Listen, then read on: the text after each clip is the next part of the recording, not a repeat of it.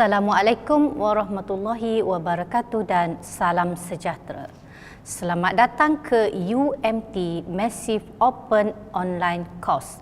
Saya Dr. Cik Asniza akan membincangkan topik yang berkaitan dengan komunikasi dan kecerdasan emosi. Apakah yang dimaksudkan dengan kecerdasan emosi? Mari kita terokai. Sebelum itu, saya akan membincangkan topik ini dari dua aspek, iaitu pengenalan kepada kecerdasan emosi dan model kecerdasan emosi. Apakah itu kecerdasan emosi? Kecerdasan emosi ialah keupayaan untuk mengenal pasti emosi diri sendiri, empati terhadap perasaan individu lain dan boleh mengawal emosi demi meningkatkan kualiti kehidupan. Ia juga merupakan kemampuan seseorang untuk menerima, menilai, mengelola serta mengawal emosi dirinya dan orang lain di sekitarnya. Kecerdasan emosi bermula sejak kecil dan dengan itu, ibu bapa memiliki peranan terpenting dalam membina kecerdasan emosi anak-anak. Secara umumnya, terdapat 3 model kecerdasan emosi yang akan dibincangkan, iaitu model Reuven-Bar-On, model Meyer dan Salovey dan juga model Goleman. Terlebih dahulu, saya akan membincangkan domen kecerdasan emosi Goleman. Model ini boleh dibahagikan kepada 5 komponen, iaitu mengenali emosi diri, mengurus emosi, mengenal emosi diri dan orang lain, mengurus perhubungan dan motivasi diri. Domen kecerdasan emosi Goleman dikategorikan kepada 4 kuadran yang mewakili kompetensi kendiri dan kompetensi sosial. Kompetensi kendiri merangkumi aspek kesedaran kendiri, penilaian kendiri, keyakinan diri dan pengurusan kendiri. Kesedaran kendiri ialah sejauh mana anda memahami perasaan dan boleh menilai dengan tepat. Penilaian kendiri tepat termasuklah memahami kekuatan dan kelemahan diri dan juga kebolehan untuk meneroka kedua-dua aspek tersebut melalui penilaian kendiri atau melalui perbincangan dengan orang lain. Keyakinan diri ialah keupayaan untuk menghadapi apa jua situasi dan pengurusan kendiri terbina di atas kefahaman yang diperolehi melalui kesedaran kendiri dan melibatkan keupayaan mengawal emosi, bukannya emosi yang mengawal diri. Seterusnya, kompetensi sosial. Kompetensi sosial merangkumi aspek kesedaran sosial dan pengurusan perhubungan. Kesedaran sosial termasuklah kesedaran memahami emosi orang lain di sekeliling dan termasuk juga empati terhadap orang lain.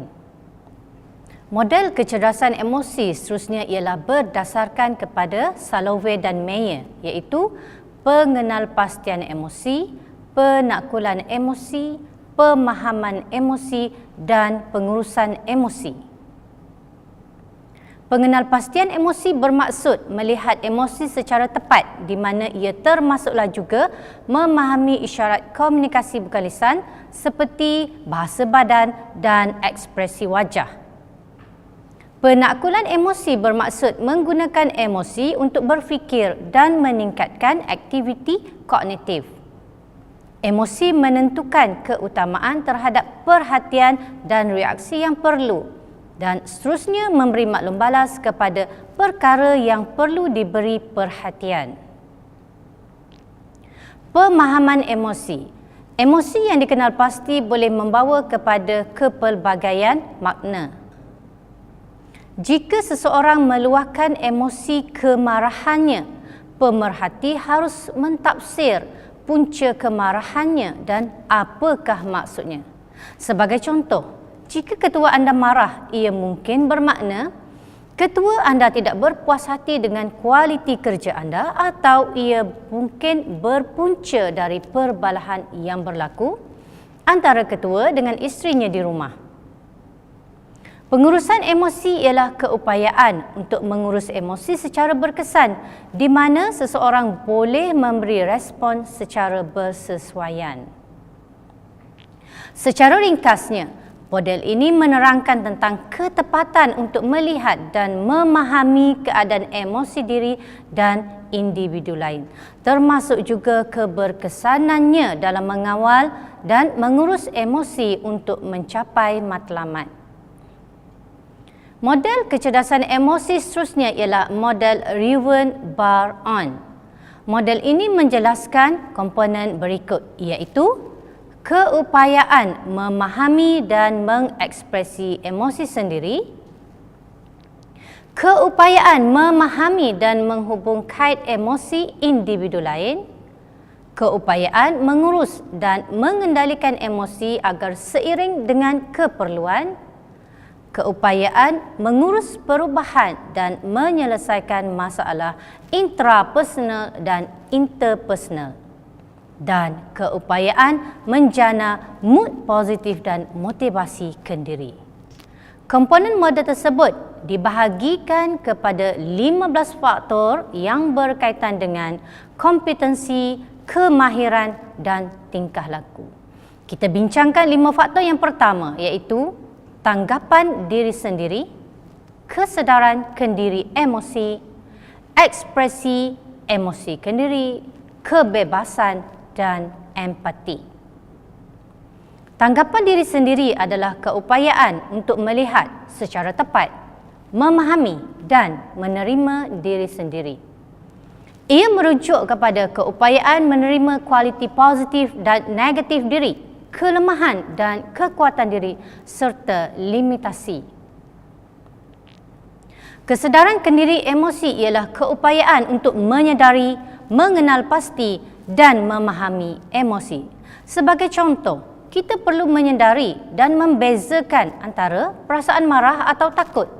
Selain itu, kita juga menyedari mengapa perasaan itu terjadi serta faktor yang mempengaruhinya.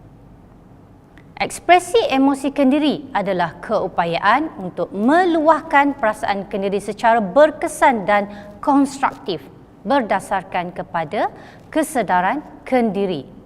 Manakala kebebasan ialah keupayaan untuk berdikari dan merasa bebas daripada pergantungan emosi terhadap orang lain. Empati adalah keupayaan untuk menyedari dan memahami apa yang orang lain rasai. Ia termasuklah kepekaan terhadap apa, bagaimana dan kenapa seseorang itu bertingkah laku mengikut apa yang dirasai.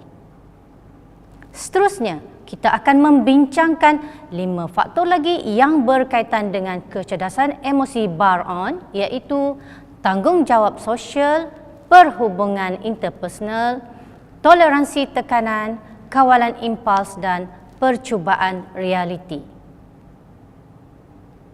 Tanggungjawab sosial ialah keupayaan untuk mengenal pasti kumpulan sosial antara kawan, di tempat kerja dan dalam komuniti dan untuk bekerjasama dengan individu lain secara konstruktif dan tingkah laku yang menyumbang. Perhubungan interpersonal ialah keupayaan untuk mewujudkan dan mengekalkan kepuasan perhubungan bersama dan baik antara satu sama lain. Toleransi terhadap tekanan ialah keupayaan mengurus emosi secara berkesan dan konstruktif.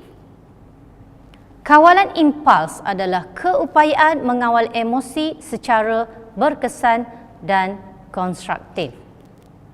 Ujian realiti adalah keupayaan untuk mengesahkan perasaan dan pemikiran secara objektif dalam dunia sebenar.